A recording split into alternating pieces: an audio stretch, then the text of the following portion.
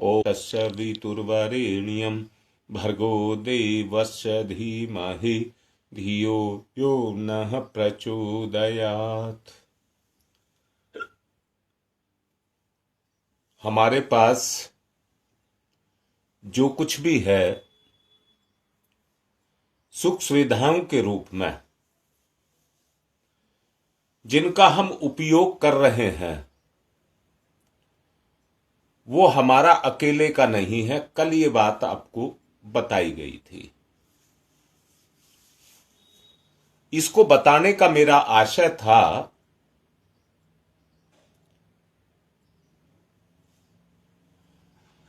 कि हम समाज के भी ऋणी हैं। हमारा जन्म ही अपने ऋणों से उऋण होने के लिए मिला है। किसी के अधिकार का, किसी के धन दौलत का। अगर हम उपयोग उसको ना लें, इच्छा ना रखें, यही बंधन से मुक्ति है। यही बंधन से मुक्ति है।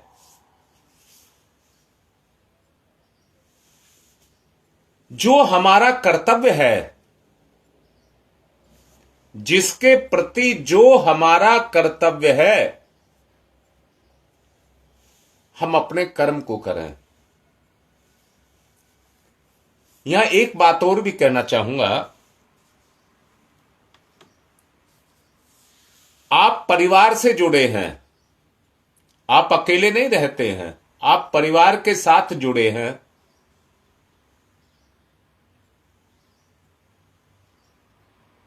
चाहे पुरुष हो चाहे स्त्री हो, पुरुष के सामने कम मजबूरी है और स्त्री के सामने ज्यादा मजबूरियां हैं।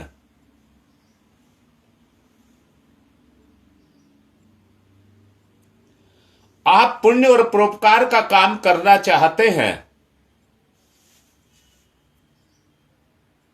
परंतु जो आपके जीवन के साथ जुड़े हैं वो आपको करने नहीं देंगे। ये तप है। वो करने नहीं देंगे और आप आपको यह समझना चाहिए कि मैं उऋण कैसे हूं। 3 स्तर पर ऋण होते हैं: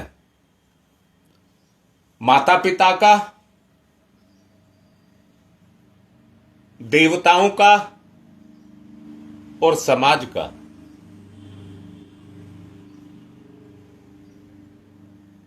ये 3 ऋण होते हैं। माता पिता के ऋण को आप समझते ही हैं।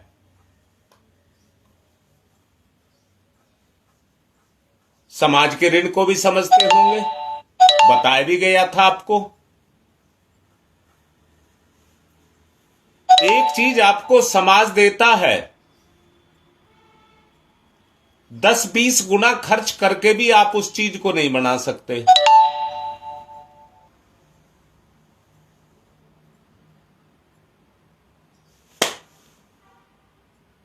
मैंने पिछले दिनों उदाहरण दिया था, माचिस की तीली 2 पैसे की आती है।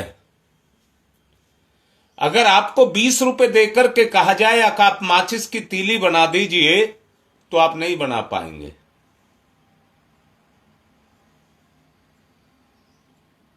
परंतु वो 2 पैसे की बेच करके आपको उसमें भी कमा रहा है।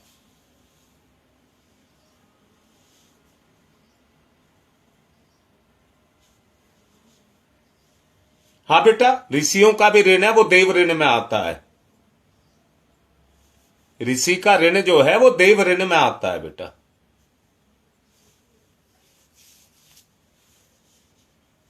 तो मैं ये कहना चाहूंगा, उनका भी ऋण है। अब एक बात को समझने की जरूरत है, मोह यानी कि स्वार्थ और परमार्थ में क्या अंतर है। एक माता पिता अपने बच्चों का करते हैं,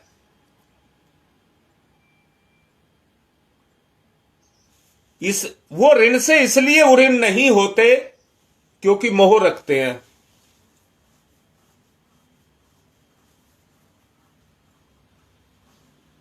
मोह रखते हैं।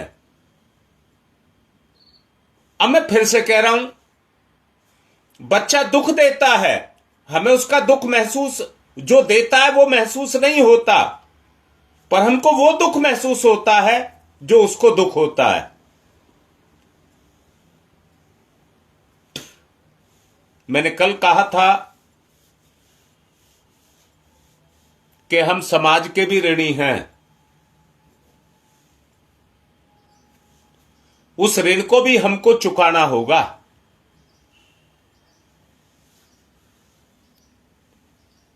जो संकीर्ण स्वार्थपरता दिन रात व्यक्ति के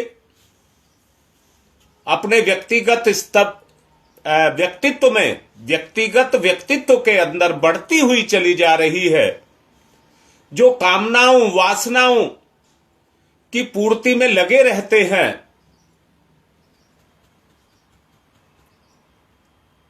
उस प्रमाद में दूसरों के हितों, स्वार्थों, अधिकारों, सीमाओं,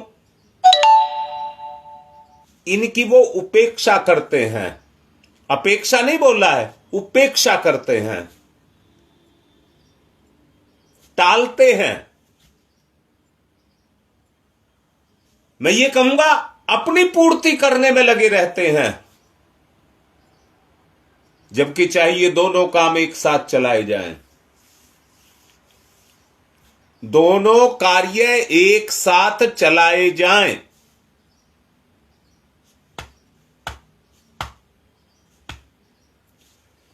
अगर आप ये करेंगे तो श्रेष्ठ बनेंगे। अगर आप ये करेंगे तो श्रेष्ठ बनेंगे।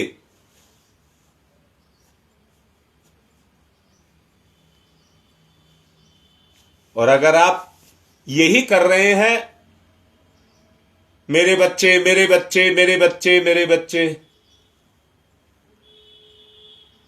तो श्रेष्ठ बनना तो दूर, उल्टे उस स्थान से नीचे गिरते हुए चले जाएंगे।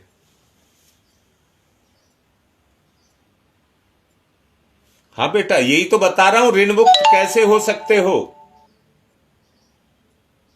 बताऊं आसान रास्ता बेटा। सारा दिन काम करती है, उसमें टटोल करके देख,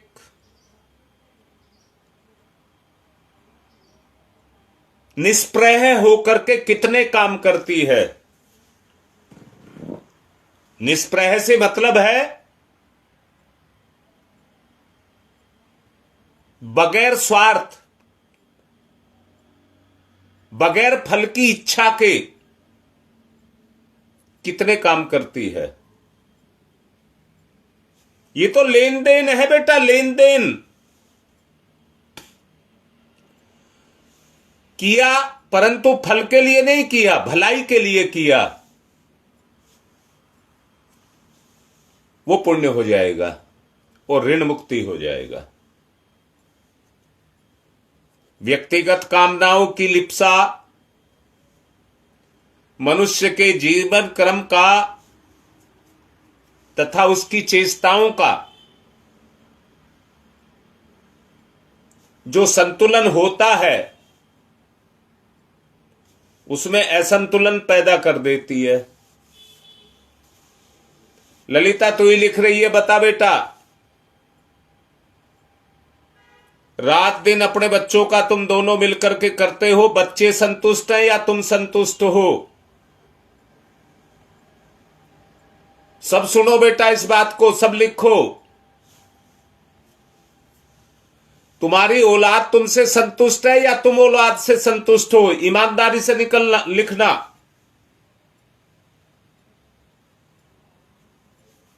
अच्छा बेटा, मां बाप निस्वार्थ सेवा करते हैं, तो फिर संतुष्ट क्यों नहीं है?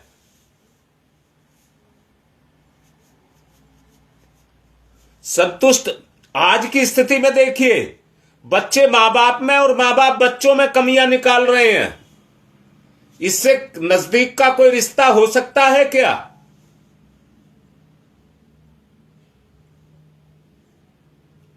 बोलो बेटा, इससे नजदीक का कोई रिश्ता हो सकता है क्या?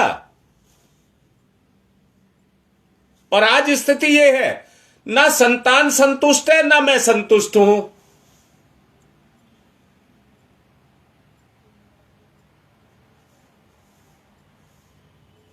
अब बेटा, हमें ऐसा काम, अगर उरीन होना है तो हमको ऐसा काम करना है कि हम संतुष्ट हो जाएं।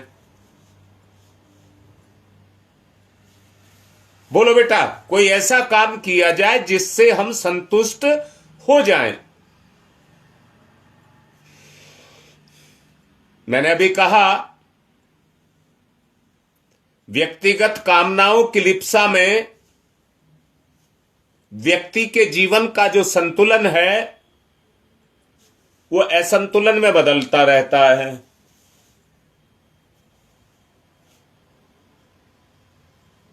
बेटा, वो तुम्हें लगते हैं आप प्योर एफर्ट्स कर रहे हैं, वो तब होंगे जब बच्चा तुम्हारा ये कहने लग जाए, मेरे मां बाप ने मेरा बहुत किया है।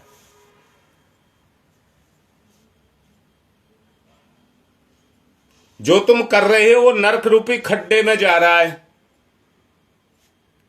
बच्चों को भी सुना देना इस प्रवचन को। वो अगर नरक रूपी खड्डे में जा रहा है तो उनके बच्चे उनको नरक में लेके जाएंगे। संतान से ही मुक्ति है। अगर संतान मुक्त हो गई तो तुम मुक्त हो गई।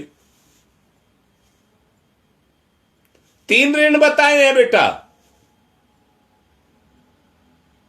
एक परिवार का ऋण है, दूसरा समाज का ऋण है, और तीसरा देवताओं का ऋण है, ऋषि ऋण है।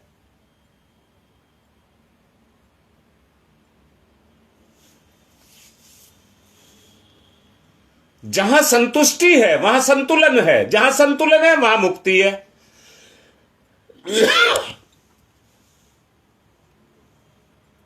मनुष्य इतना अभिमानी बन जा रहा है कि उसकी किन्हीं उपायों से अपनी कामना की पूर्ति नहीं होती दिखाई दे रही।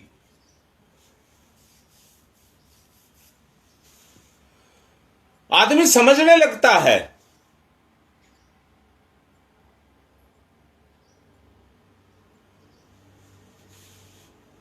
आदमी ये समझने लगता है। कल नूतन मेरे से पूछ रही थी इसी बारे में, जहां कामनाओं की पूर्ति होती है और जिनकी कामनाओं की पूर्ति हम करते हैं वो हमारे कर्म में व्यवधान पैदा करते हैं।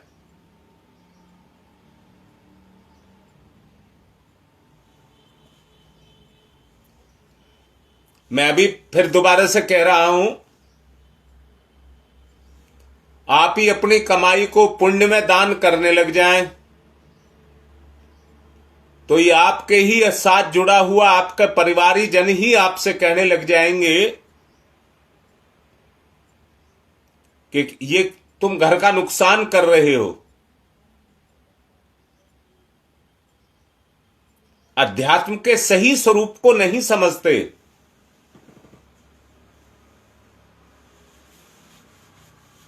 जबकि संसार का एक नियम है, बोना और काटना।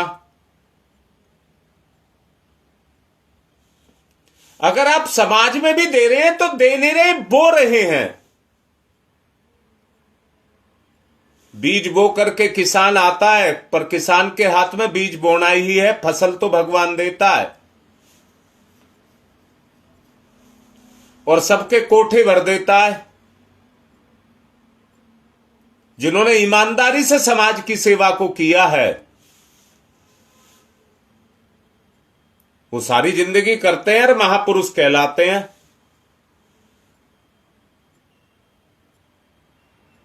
देख लीजिए, आपके सामने है। बेटा, तुम्हें लगता है अपना काम मान करके आप कर रहे हैं। ललिता, तुम्हारा बच्चा भी कह रहा है क्या तुमने मेरा किया है? कट ऑफ हो गया कि नहीं हो गया? तुमने तो अपना काम मान करके किया। निश्चित बात है, मेरा बच्चा स्कूल जाएगा, उसके जाने से पहले मुझे भोजन बना करके देना है, और तुमने उसको अपना काम मान करके किया है। परंतु बच्चे के मन में यह आ रहा, अगर मेरी मां ना होती तो मुझे भोजन कौन देता और मैं स्कूल कैसे जा पाता। सोचो बेटा, अगर इतनी बात बच्चे के मन में पैदा हो गई होती तो बच्चा 1 मिनट भी खराब नहीं करता। जिस पढ़ने के लिए वो जा रहा है उसमें मन लगा करके पढ़ता।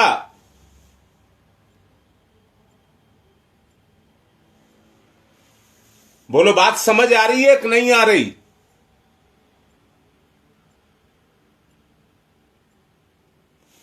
मैं तुम्हें यह समझाना चाहता हूं कि जिस मन से आप कर रहे हैं, लेने वाला उसी मन से उसको ले।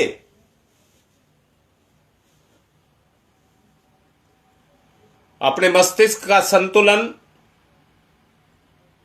जो आज खो गया है, उल्टे उसके बदले में क्रोध पैदा हो रहा है। क्रोध, और क्रोध पैदा होने से ना करने वाला काम, उन्मत्त होकर के ना करने वाला काम करता है। बोलो बेटा, बात ठीक है कि नहीं?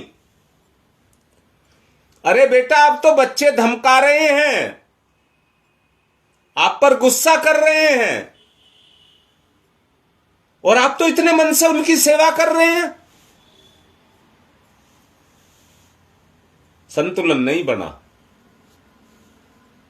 विवेक नष्ट होता जा रहा है। विवेक नष्ट होता हुआ जा रहा है। ऐसी दशा में किससे आप ये आशा करेंगे?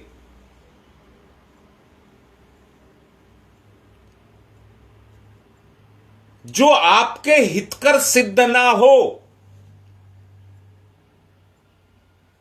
समाज के लिए कैसे हितकर सिद्ध हो जाएगी? तो हमारा तो जीवन बेकार जा रहा है। इस स्तर पर तो एक ही बात तो आती है कि जो हम कर रहे हैं वो तो गंदगी में जा रहा है, कूड़े में जा रहा है।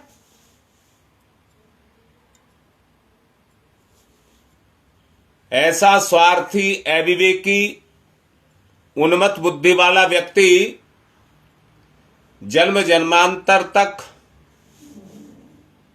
श्रेष्ठ नहीं रह सकता, और ना भगवान के भंडार में भरी हुई विभूतियों का अधिकारी हो सकता है।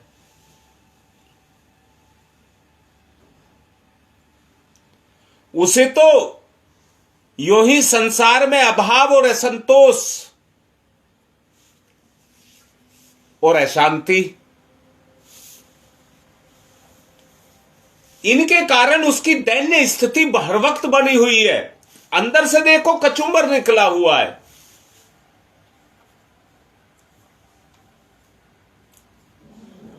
बेटा, अपनी अवस्था को उन्नत बनाना है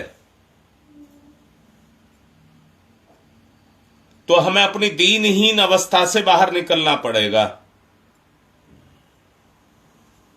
अपनी दीनहीन अवस्था से बाहर निकलना पड़ेगा।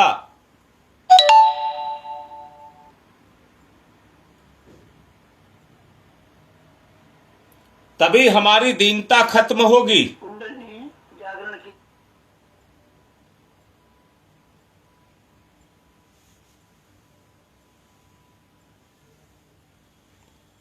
नहीं तो जलते मरते जीवन के दिन पूरे करते हुए नरक में चले जाएंगे। अब मैं निवेदन करूंगा, समय हो गया, ध्यान करें। शासक सविता एक, भक्त भगवान एक, एकत्व अद्वैत।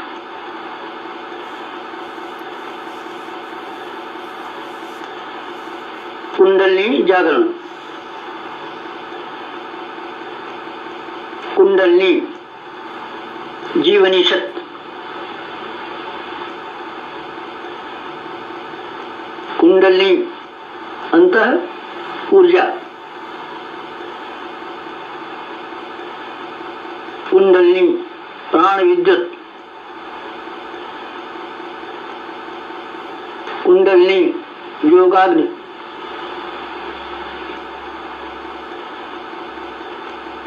कुंडलिनी ब्रह्म ज्योति,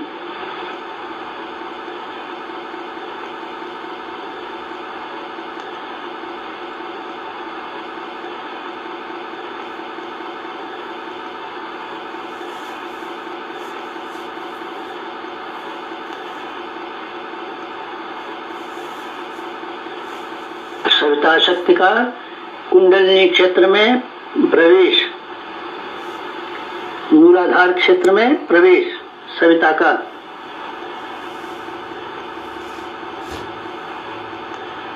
प्रथम चरण कुंडलिनी जागरण का प्रथम चरण, मंथन मंथन, सविता सहयोग से शक्ति क्षेत्र का मंथन,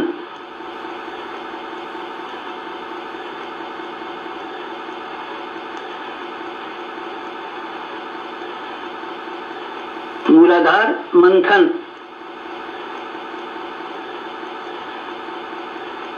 समुद्र मंथन,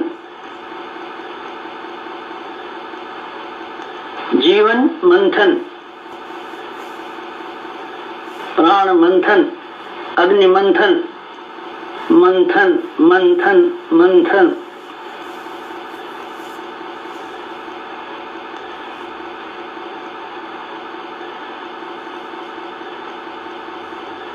मंथन,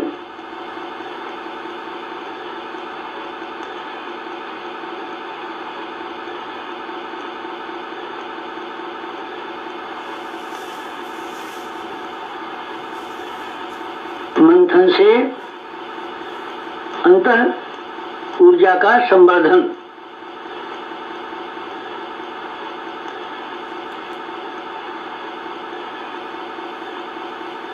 अग्निशिखा प्रज्वलन, जीवन ज्योत जागरण,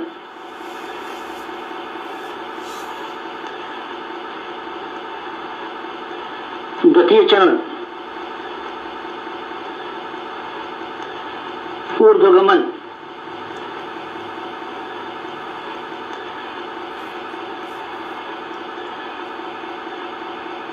ऊर्ध्वगमन,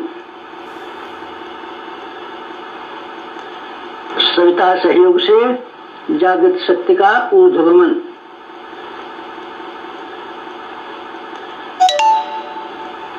आत्मसत्ता का ऊर्ध्वगमन,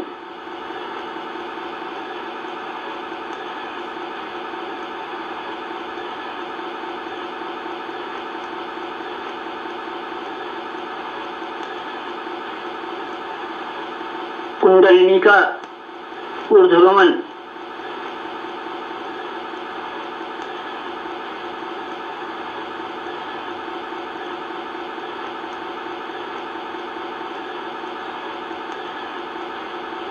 मूलाधार मार्ग से सहस्रार तक कुंडलिनी का ऊर्ध्वगमन, मेरुदंड मार्ग से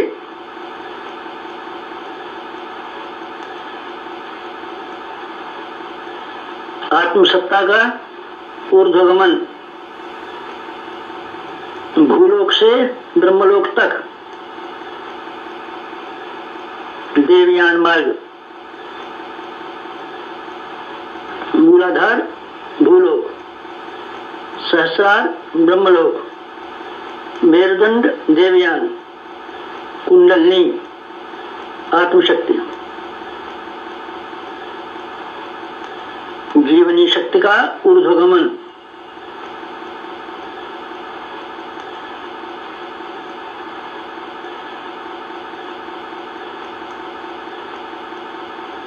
उत्थान, उत्कर्ष, अभ्युदय,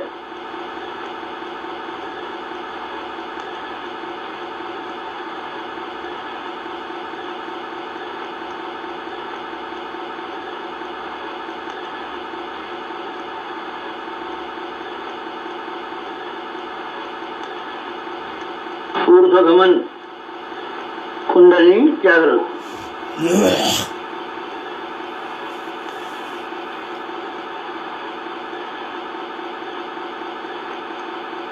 तृतीय चरण वेधन, शोधन, जागरण।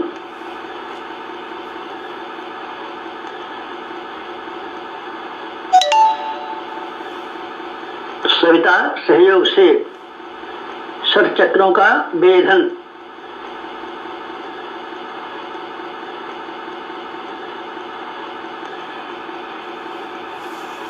मेरुदंड मार्ग के षट चक्रों का वेधन,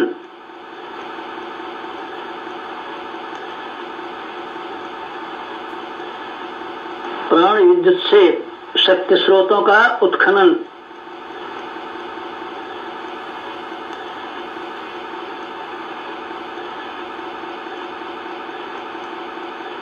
चक्रवेद, शब्दवेद, लक्ष्यवेद,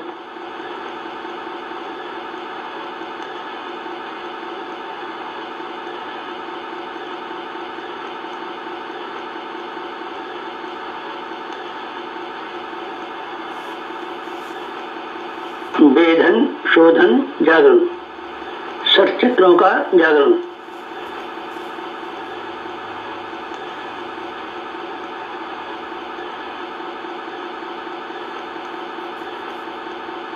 मूलाधार चक्र जागरण,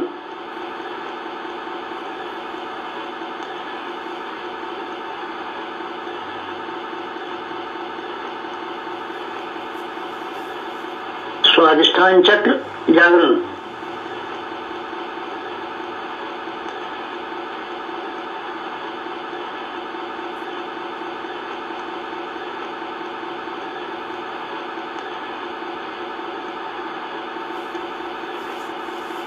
मणिपुर चक्र जागरण,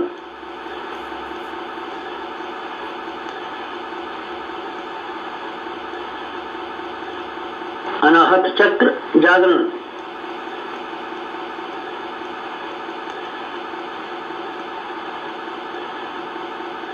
विशुद्ध चक्र जागरण,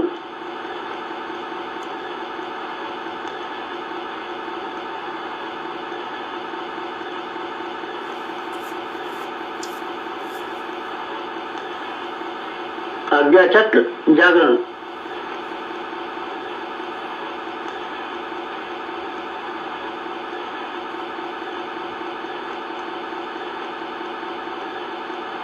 षट चक्र जागरण,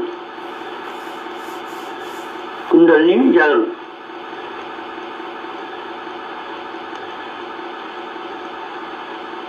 चतुर्थ चरण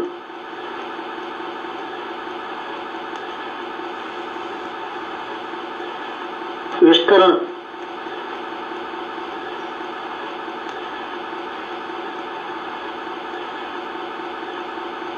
सविता सहयोग से योगाग्नि का विस्तार,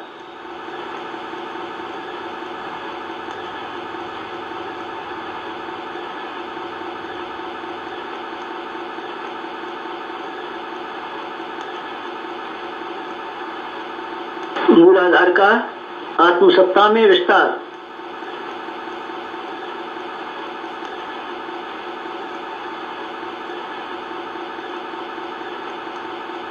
आत्मसत्ता का विश्व सत्ता में विस्तार, ब्रह्म सत्ता में विस्तार,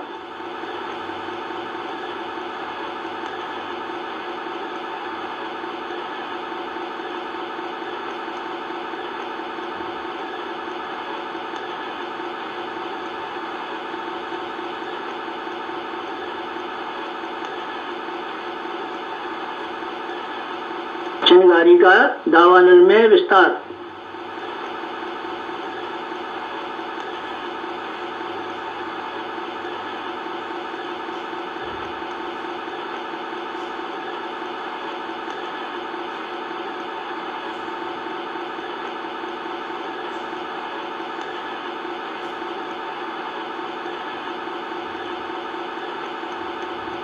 ज्योति का ज्वाला में विस्तार,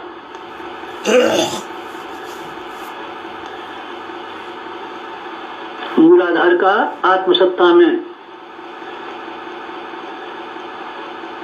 आत्मसत्ता का विश्व सत्ता में, ब्रह्म सत्ता में,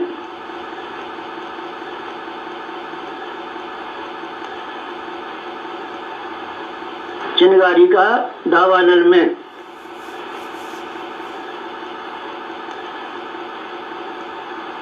ज्योति का ज्वाला में विस्तार, विस्तरण, जागरण, कुंडलिनी जागरण।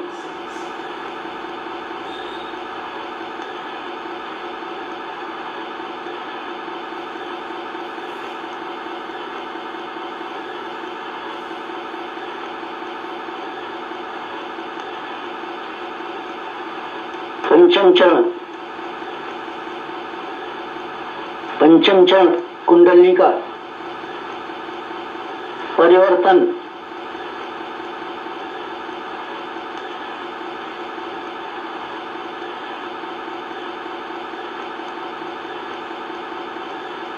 मूलाधार का सहस्रार में परिवर्तन,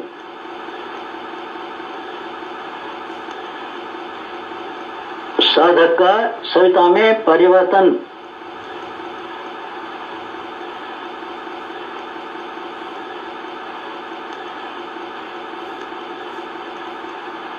आत्म ज्योति का ब्रह्म ज्योति में परिवर्तन,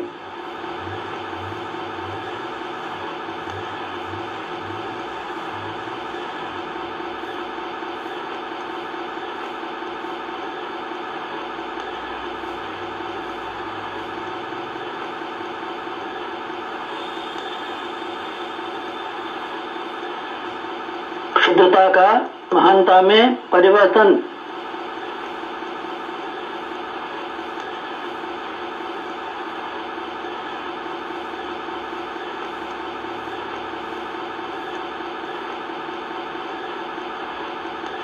कामना का भावना में परिवर्तन,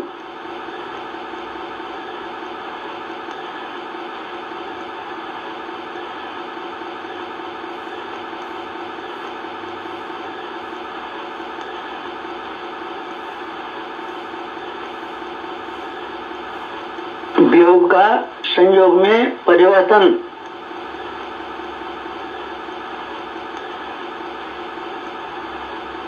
नर का नारायण में परिवर्तन,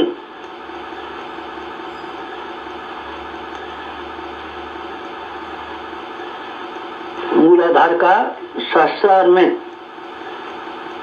साधक का सविता में, क्षुद्रता का महानता में, कामना का भावना में परिवर्तन, वियोग का संयोग में परिवर्तन, नर का नारायण में परिवर्तन,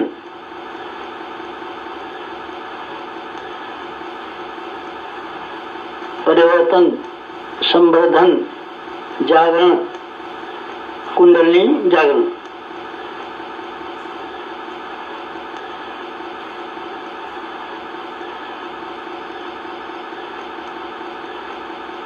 मुक्त बंधन ईश्वर दर्शन,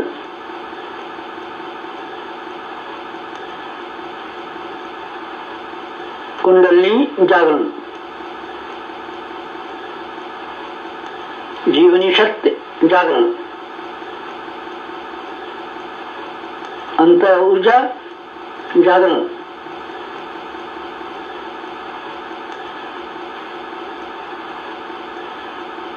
प्राण विद्युत जागरण,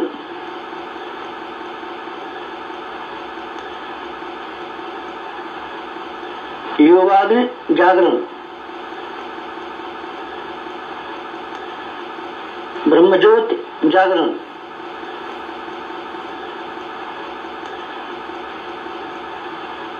कुंडलिनी जागरण, महान जागरण, आत्म जागरण।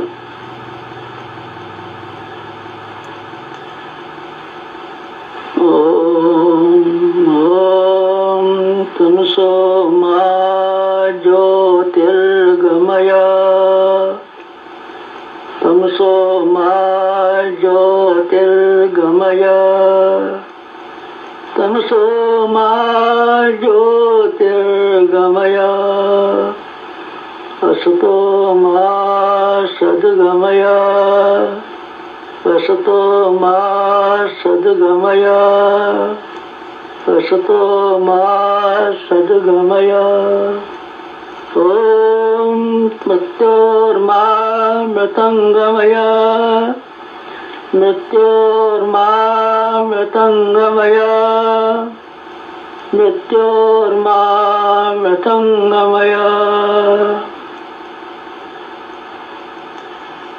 तमसो मा तमसो मा तमसो मा ज्योतिर्गमय ज्योतिर्गमय ज्योतिर्गमय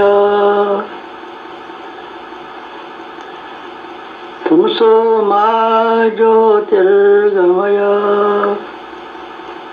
पंचोंकार पंच कुंडली जागरण के 5 चरण पंचोंकार